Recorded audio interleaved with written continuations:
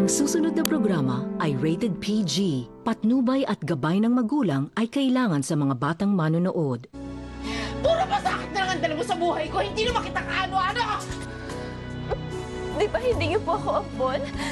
Nasabi niyo lang yan dahil nagalit kayo sa akin, di ba? Ayaw mo ba nun? Pareho tayo ampon. I'll show you guys something. Sa tingin niyo kaya magugustuhan to ng tita Natalia niyo? Mas magugustuhan niya kung ambulansyang ireregalo niyo sa kanya. Huwag na huwag mong ipamumukha sa akin na parang ang mami mo lang ang nagsakripisyo para mabuong pamilyang ito dahil wala kang anak. Meron akong gustong balikan sa nakaraan ko.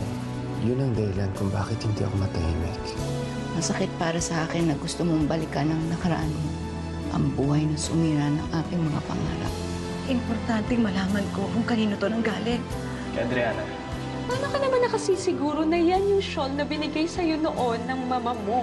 Sigurado ko. Dahil ako mismo ang nagburda ng initials na to. Kailangan mo ni Giselle ng trabaho eh. Baka may opening kayo. Christy, meron ba tayong vacancy? Si Ma'am Natalia po yung tumanggap sa akin. Tita, maraming salamat na nga pala sa pagtanggap niyo kay Giselle.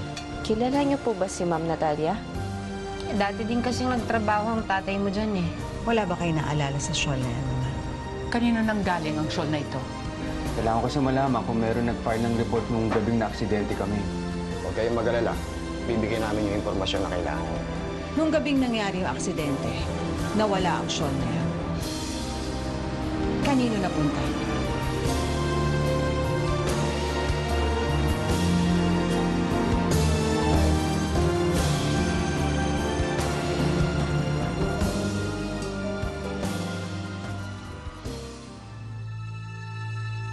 Natalia, 16 na taon ko nang inilibing sa limot yang kwentong yan. Napilit mong ungkatin na naman ngayon.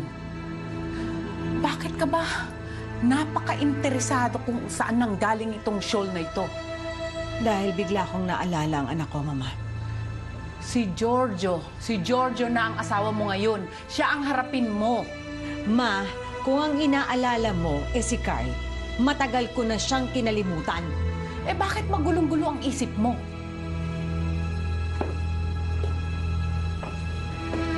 Sigurado ba kayo na namatay ang anak ko?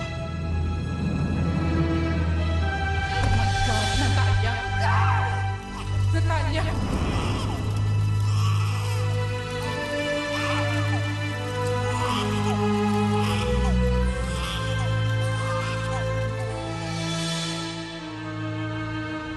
Narinig ko ang iyak niya nung gabing yun.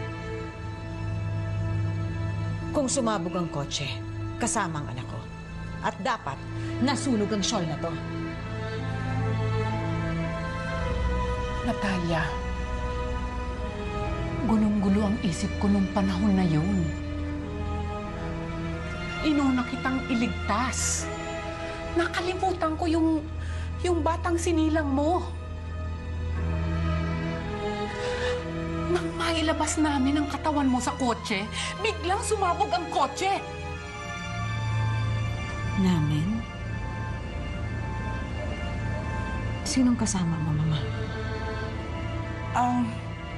Si Oscar, yung family driver natin.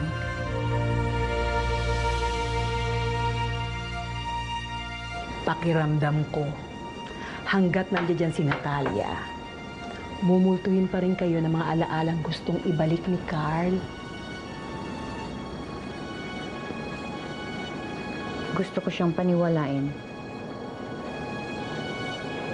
na hindi ako naaapektuhan sa mga ginagawa niya. Hoy, nakikinig ka ba sa sinasabi ko? Oo naman, I can do two things at the same time. Most of the time. Sensya na, Papa-beauty lang naman. Anyways, tama yung ginagawa mo ngayon, Paulina. Kailangang kunin mo ang simpatsya ni Carl. Kailangang paniwalain mo siya na dedma ka lang sa lahat ng mga kwento nila ni Natalia.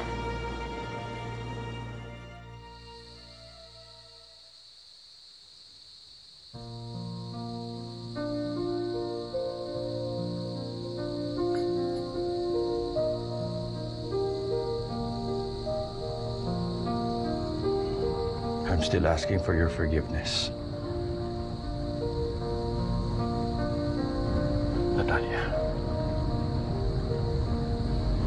ano pa ba ang gusto mong gawin ko para mapatawad mo ko? Giorgio, tama na. Huwag mong gawin yan.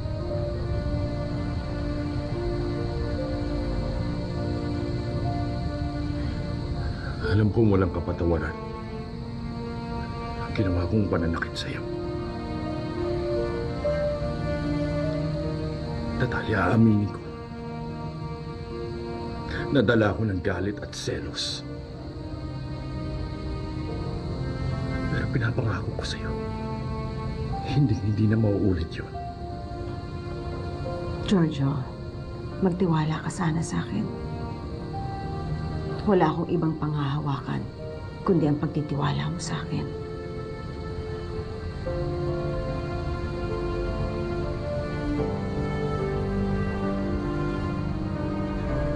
Mahal na mahal kita, Natalia. Mahal na mahal.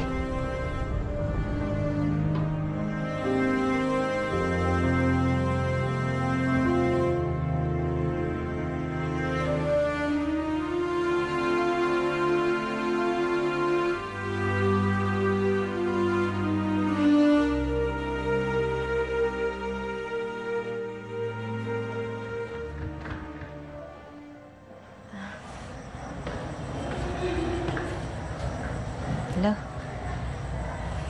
Ikaw ba masaya dahil may bago kang trabaho? O dahil kay Calvin? Hindi naman po, Lo. Masaya ako dahil may kaibigan akong tulad ninyo at ni Calvin na mababait. Let's try this car. Come on.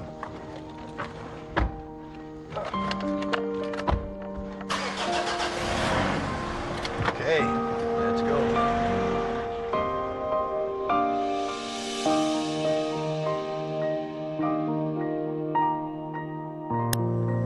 Ako, sigurado ako, hindi ako mabait. Pero yung lalaking yan, duda ako dyan. Bakit niyo naman po nasabi yan? Oh, mayaman yan eh. Mahirap ka lang. May diferensya ka pa. Hindi kasi seryosohin yan. Lulukohin ka lang yan.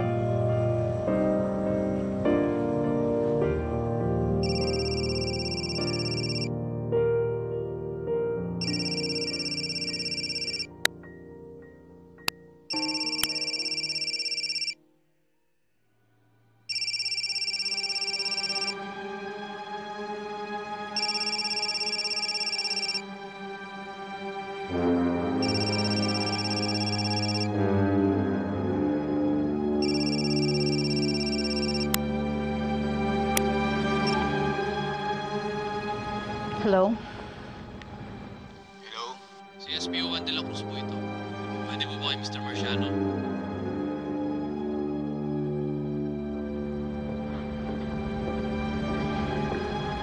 Ito ang asawa niya.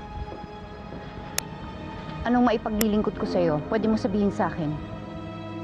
Nakita na po namin yung report na pinapahanap niya. Report tungkol saan? Yung kinasangkutan ho niyang aksidente noong 1995.